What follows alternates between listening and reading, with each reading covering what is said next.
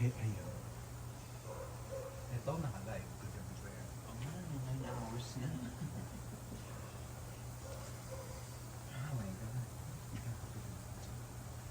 Wala akong tinapay. Yung palang sasabihin sa ita. Go lang. Ay, wala din ako tinapay. Hindi ako pala tinapay eh. Nag-HEB ako. I just didn't buy that. Alam mo, bakit ako nag-HEB? Para lang sa eggs. And I mean like, I need eggs.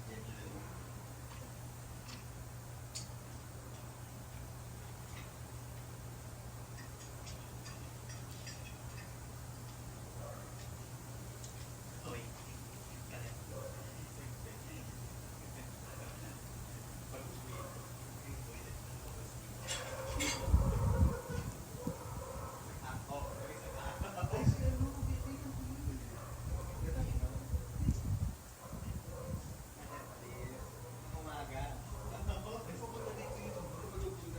Kahit wala ako dito, kami invite you, meron siya dito. May access siya dito. Ah, taga dito yan?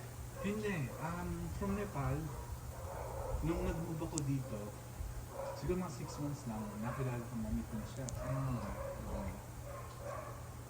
Ay, nasaan na ba yung yung teacher na kilala mo? Hindi ko na siya. Sino yung design? Nagdadrive? Hindi ko na. Ah, hindi nagdadrive. Yung nakita mo sa... Nang House of Pies? Yeah. Tsaka, medyo mukha na-develop ng feelings. Ay, kasi mag-isa lang eh. Hindi, magkasama siya na pa-pictures na. Oh. Eh, minsan naman, sabi ko, wait, sana tayo. Pero dyan lang siya sa third ward ba yun? Yung pagpunta ka ng downtown, nasa kanan. Wait, galing siya Pinas? Oh. Ah, okay. Ay, actually, Thailand. Thailand, okay. Kasi, akala ko siya yung teacher na tinutukoy ng mama ko. Kasi may teacher sila nakatira sa bahay nila dati. Lumipat daw dito sa Houston. Sabi ko, okay, bigyan niyo number sa akin. Tingnan natin kung kapag nagkatugma yung schedule, hindi go. Pero kung hindi, I want. Ang dami yung pinag dito yun. Nasa alam mo, complain ko lang talaga is, kalat. Some Pinoys want to be at the outskirts. Some of them, alam mo yung parang, yung mga outgoing na Pilipino nandito sa city mismo. Tsaka singles. Mga single. Or yung mga mahilig na Hindi ko ano. kayang mabuhay, let's say, for lang bridge niyo. Sugar lang kaya. I liked it at first, but then it's like, kumbaga para sa akin, my life is already boring. Ba't pa ako titira dito? Hindi man ako palabas. Pag gusto ko lumabas, andyan lang siya. Oo. Like, isang yaya ko lang dito. At least nandun na. Hindi yung parang gagala pa talaga ako sa labas. May hinto, ha? Yeah. Sige. It's getting thicker and thicker actually. Kasi ito naman yung trucks ko. Binasalan mo talaga. Oo. Pinapunan ka agad. Nakakatuwa. Ne?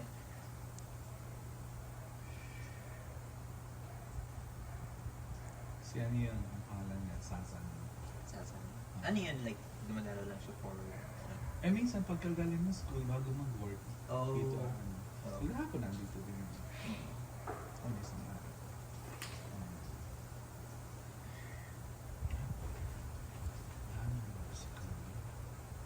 Kami ng 11. Ay hindi, lumabas din ng kami. Feeling ko yung yung table ko doon at saka bar stool. Tinoog nila eh. Alam mo, nakakainis na kasi pag nagbo-blow sila ng leaf. Oo, papapasok dito. So, bumili ko ng tanglad. Gusto kong magtanim. Gusto kong i-cover lahat to. May tsinelas ako sa labas specifically para lang dito. Pero sa'yo, okay, mataas eh, ano? Pero binablower nila, tipong umaabot sa labas din sa Pero yung area na yun, malinis yun, hindi nila binublow. Kasi naman, gusto ko lagyan ng sign. Yeah, don't blow. Don't blow. Just blow me.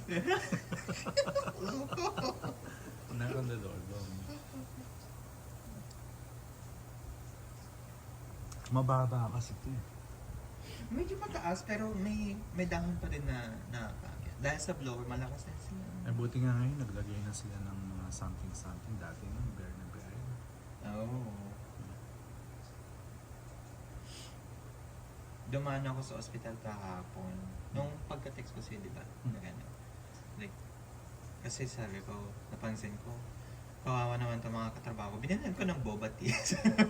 Boba tea? Oo. Bait kong katrabaho, no? Sabi ko, kasi magsistay sila doon 3 araw. Ay, walang uwian. Walang uwian yun. Dahil dito. Yeah, dahil dito. Kasi alam nila walang papasok. So, they decided to... Paano ang pay nila? ano yun? Disaster pay. Magkano yan? Maganda So, ang check-in. La? Kasi, ano yun? 3 days kang naka-clock in. Walang clock out yun Holy cow. until Wednesday. Ay, double pay or triple pay? More than that. Quadruple pay. Oo, more than that. Kasi this is disaster. This is disaster. 3 inches of snow disaster. 3 to 7 inches of snow in Houston is disasters na. Pinagtawa na ng Alabama noon nag-snow daw. 1 inch of snow and it didn't even stick sa ground. Shut down ang buong Alabama. state. Yeah, that's how it is. See, dito.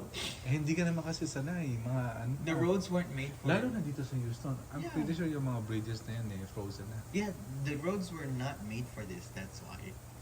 That's why 59, 69, they're closed for sure. Anything Aba, squirrel going strong ha? Sige, sumilong ka na dyan. Huwag ka na mahiya. Oh, natutuwa siya. Natutuwa. Natutuwa siya. Pati mo. For sure, first time ng squirrel yan. Makita ng snow. But he knows that he should be hibernating. Saan sila nag-hibernate? Usually sa mga tree trunks. Oh, sa loob. Oo. Ano, bumubutas sila or Mhm. naghahanap? Like throughout the whole season, nagbubutas sila until this season comes in. Hindi ko alam ha. Gusto ko lumabas yung mga husky. Ay no, ang kikiljo naman ng mga ano dito, Oo. aso. Minsan lang to eh.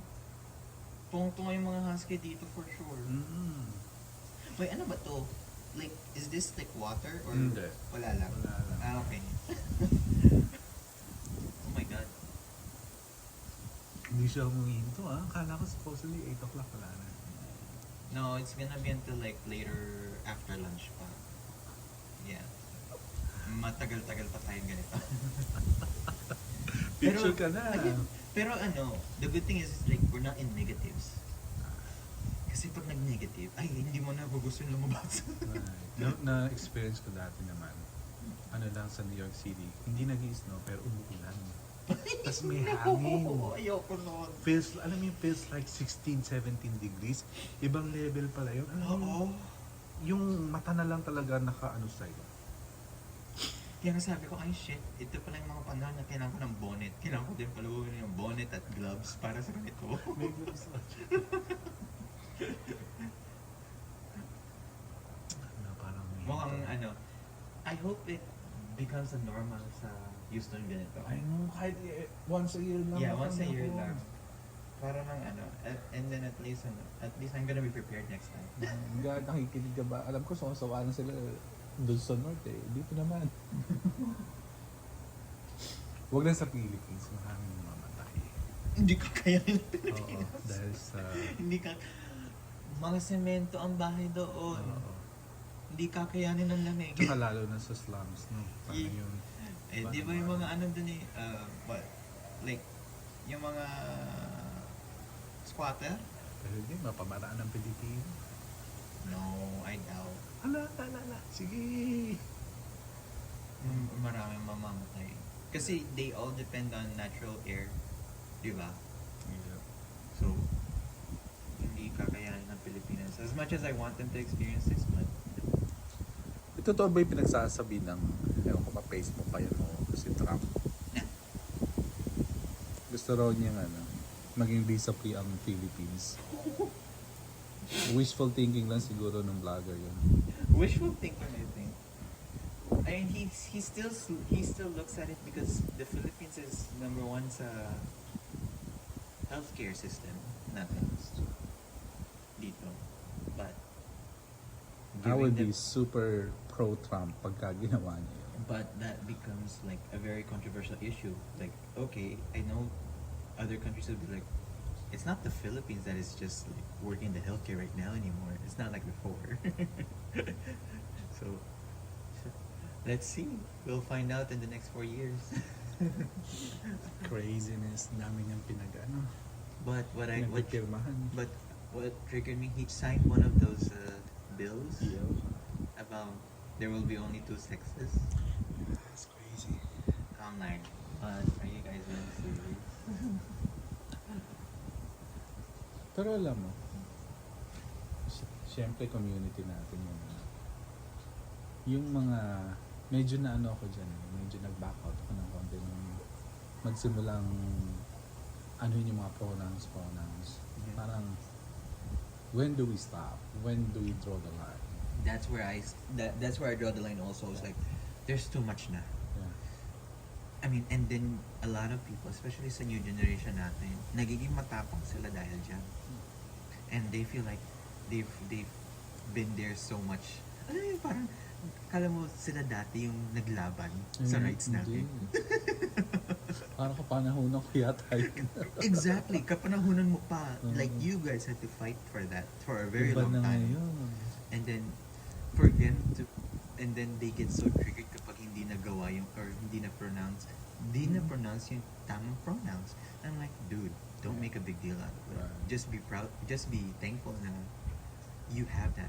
Kasi a lot of people are not even open up. Tsaka ako, I mean, I'm part of the community. Kahit halimbawa, say, lesbian or talagang flamboyant gay yung kausap ko. No? Mhm. Kahit ako minsan hindi ko alam kung paano ko siya i-address. Kung ma'am ba or sir or what. No, like if I know, if they look like they're a girl, I mean, generally nasa ko sa akin, if they look like a girl, I'll treat them like girl. Yeah. Ganon. Tatawagan ko, girl. Ano ba? Parang right then and there, I feel like kung tawagin ko siyang ma'am o sir, Wala kasi, feeling ko ma-offend ko pa rin wala siya. kasi tayong ano eh. Yung gender neutral na tawagan, hindi katulad sa Pilipinas. Dapat ganun na lang. no? Kasi sa atin, di ba, uy, tara. I mean, uy, ano ba, ganito. It's so weird. And then, Ayan, ang aming mga kapitbahay naglalabasan na about time.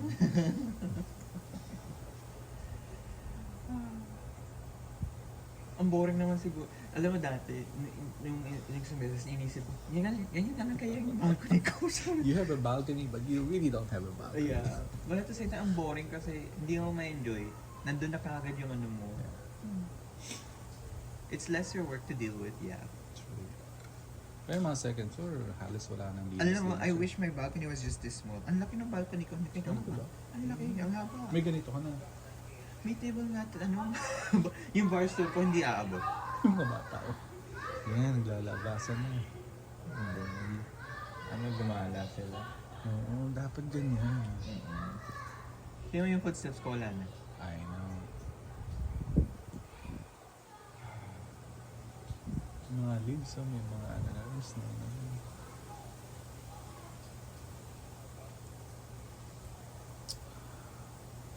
And then, I heard about the overtime thing. Oh, yeah. Hindi ako pro-Trump ah. Ano ako, I think nasabi ko lang na sa'yo, pagdating sa social issues. No, I mean like, I mean, a lot of people were kind of, but the thing is you have to reach a certain amount of hours before overtime hits na. Oh. Hindi straight away overtime, walang taxes. Like, for you to have a non-taxable overtime, you have to reach a certain amount of overtime within the month. Eh, ba't may ganun-ganun pa? Ba't di na lang diretso? Natutuwa na sana ako kay Trump eh. He said that, yeah, he said that there will be non-taxable overtime, but you have to reach a certain amount. So like, let's say you reach 160 hours. If you go above that, that's non-taxable overtime na. That's crazy. It's like sa amin, for us to reach the term overtime, above on top of the time and a half, you have to reach 40 hours of the week. pinakamalaking scam yung mga taxes. I'm May telling you. income tax ka na, may property taxes ka pa. Pag nagpunta ka ng hotel sa California, ang dami mong, or New York, di ba meron silang ano yun? May ano sila eh. Ah, doon yun. May up prices sila sa... May tawag sila dun eh, like resort fees. Oh my God, there's such a thing? Meron sa New York. Makikita mo yung rate 150. Pag nag-check out ka, mga 230. Dumoble. Ooh, Blizzard! Bring it on! Blizzard. Wag. You don't want a blizzard right now. This is okay, pa. This is very... Like I tell you, nung 2021, hindi ka makalabas kasi parang may ipo-ipo na dumadaan. You know? Or parang may hurricane. Like, it was not a fun experience. So every once every 3 to 5 years, no? No, it was only supposed to be every 10 to 15 years. But I guess because of climate change and global warming. Oh, di na ba sila yung aso? Alin? Nasaan? Ayun o, yung bully. Kuya, palabasin mo na yan. Gusto makakita talaga ng husky. Nasa may mga ari ng husky dyan. Ayaw lumabas yung husky doon sa tapat ko eh. Hindi naman may ari. Matatab na kasi ate may ari. May Asian dyan eh. Oo. Yan natin na may husky. May Asian ako nakita, ang cute eh. Saan dito? Mas kulato. May Asian dito sa Canada. Half Filipino. Half Korean. I haven't seen. I mean, I have. Super hot. Pero hindi ko nakita yung face na nag-usap lang ako ng saglit. Lang is interesting. Nag-break na kami. Ay, ganun? Tinigil ko na. Love. Good for you guys. No, I had to Mahirap. stop. Mahirap. Kasi kung iisipin mo, ang hassle. Oh. Papuntahin mo na siya dito. Dapat ganun. But no, I saw him, he blocked me, and I was like, I deserved it. If that was the Ba't case. gano'n ako nag-block? No, I mean, we were on and off night.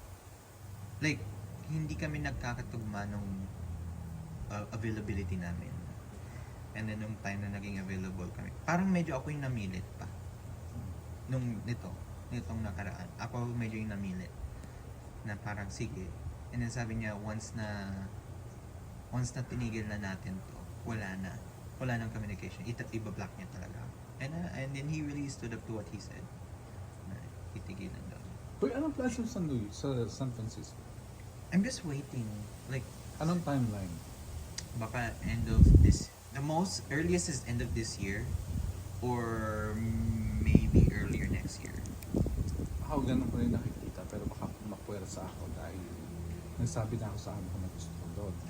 Talaga gusto mo na lumipad? Parang plan niya yata is magdagdag kami ng tao sa San Francisco, Dallas, parang 3 pa. So pag sabi niya, mag-hire siya ng kapalit ko, baka biglang mag-hire, mapipilitan ako mag-move, pero hindi pa ako ready. I still gotta change my car. Are you gonna change your car na ba? I Kasi will. Mag-Uber ako dun. Pero Kasi naisipan ko pa rin kasi kung hindi nang tataas yung sahod ko, mamumulubi ako dun. yeah, if there's no change to the Kung hindi akong babago ng lifestyle, gusto mo kaya ng 1 bedroom dun. 2.6, 2.8. yeah, if the change, or like if the price or if the hours that you're getting paid doesn't change or hindi na submit, pero yung laline sa lifestyle doon or cost of living, wala lang din. Ikaw ang lamig na sa paa. Sige, dyan ka lang. Kape ka pa. Ay, wala.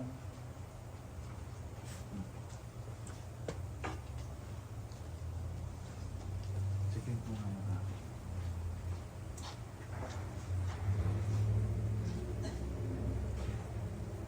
May work ka pa ba? Oo naman. Work from home ka nga lang.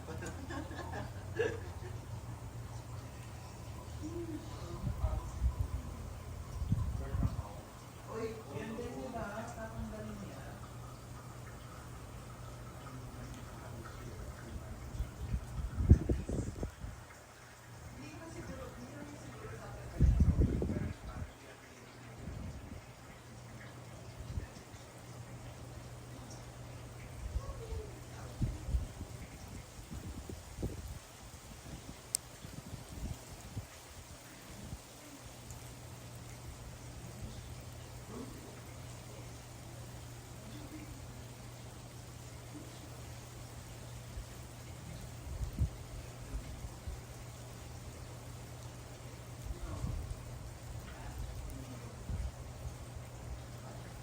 Kulang po.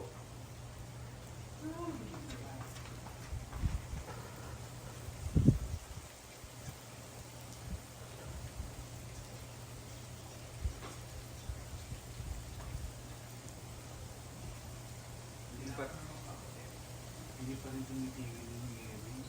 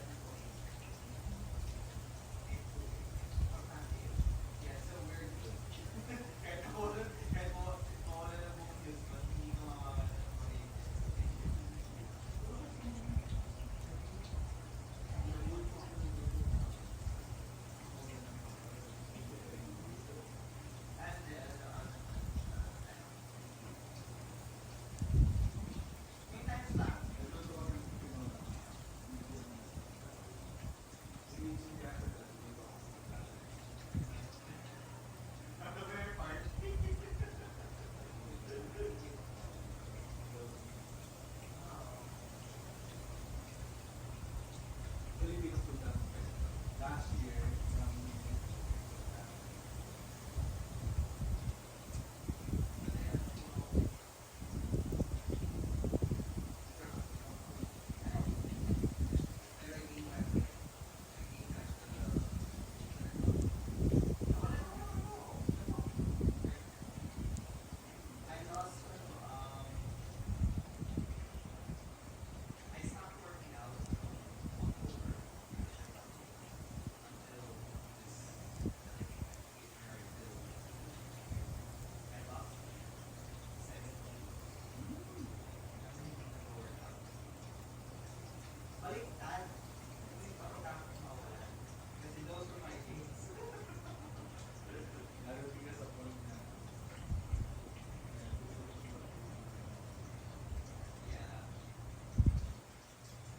Sama kay battery ng laptop.